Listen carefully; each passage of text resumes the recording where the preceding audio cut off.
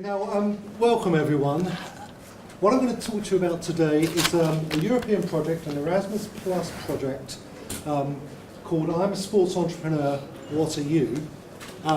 We've only just won this. We kicked off at the end of July, beginning of August. So I can only give you like an overview of where we intend to go with this. But what I want to do really is to give you the context of what we do within the Centre for Innovation Management and Enterprise, of which I'm a director, which is within the school, and some of the other European projects that we do actually manage at the moment that fit into this. This is the culmination of some projects that we ran using sport as a vehicle to develop entrepreneurial skills within, I'm going to say, disadvantaged young people, and I mean that in parenthesis. The government called them NEETs, but I think that's a little bit patronising. These are people for which, or for whom, we want to build the capacity, the innate capacity that they have for learning. We recognise that perhaps education, the educational system, has not worked for them. So we've used that basis, the sport entrepreneurship basis, as a foundation for this particular bid. We've trialled the sport entrepreneurship with West Ham, with Charlton Athletic, in South Africa, in Turks and Caicos. The model that we have works. But what we want to do now is to enhance and develop that via this Erasmus Plus project. And you may be wondering what this is. This is our logo. We developed that in a bit of a hurry, as you can probably tell. Okay, so let's start looking at the context within which this project was formulated. From the Commission, the Entrepreneurship 2020 Action Plan, the EU recognises that entrepreneurship is the growth engine for the future. And we realise as well, or they realise, that young people who benefit from entrepreneurial training, they not only develop businesses within the economy and also within their community, because social entrepreneurship is really vitally important, as we were talking about a little bit earlier on this morning. But they develop business skills, business knowledge, creativity, initiative, and so on. And what the training will do is to help turn entrepreneurs to transform ideas into concrete action. Now, what I'd like to pull this into the context of what we're talking about for this morning, I'd like you to look at this not as an EU-based project. This is a transferable project, and as we've seen in Turks and Caicos and South Africa, it's a model that can be developed and taken anywhere. And I'd like you to look at the EU, not in terms of natural disasters, forget the, just consider the earthquake in Italy, in Umbria, a little bit earlier on in the year. But I'd also like you to think about two political impacting variables. One is the high incidence of youth unemployment, particularly around the Mediterranean coastline. 50% youth unemployment in Greece at the moment. And this is in a developed economy. And then I'd like you to consider the war in Syria and the turbulence in the Middle East and the refugee crisis that has developed from that. And the fact that Angela Merkel has opened the doors to 1 million refugees, well, that's very, very good. But what are you going to do with these people? How are you going to train them? How are you going to make them useful members of society? It's no good sticking them in the jungle in Calais. It doesn't work. So this project has wider ramifications than just getting a basketball and sticking wings on it and saying, hey, we're going to play sport.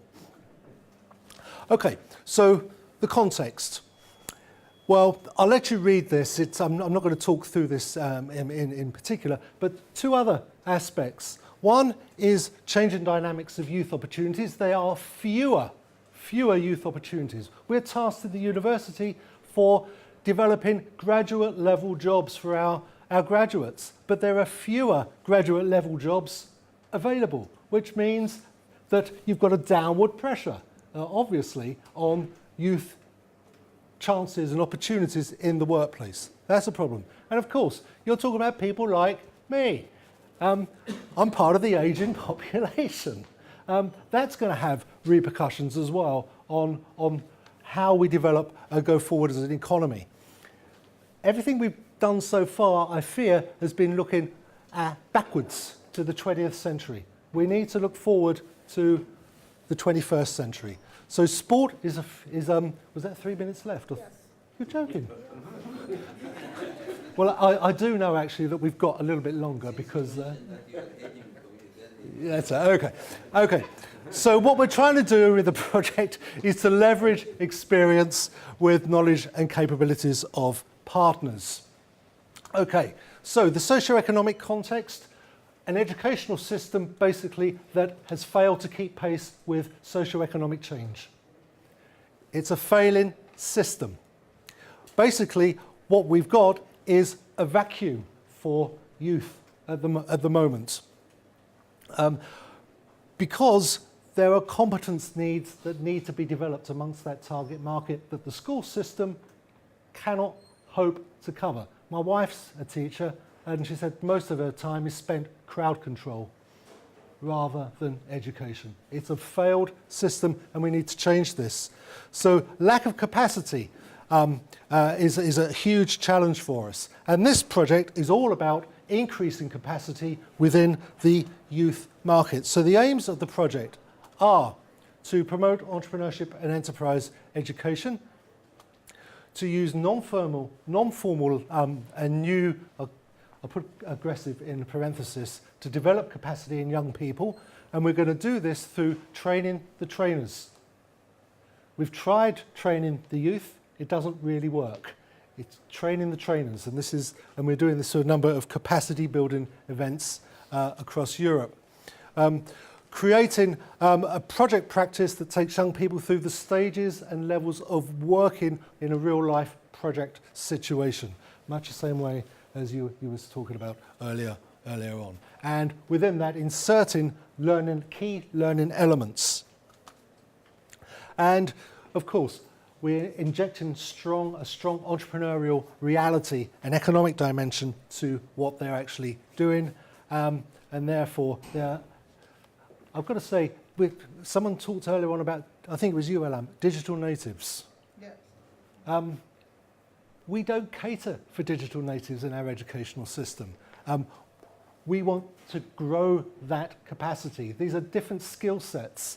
And what we can do is use gamification within the youth markets to do that. And this forms the basis of the programme. Okay. So, building entrepreneurial capacity within the youth market with youth workers. So we're using youth workers as a conduit so rather than taking this to the broader market, we're using the influencers to take it to the market themselves.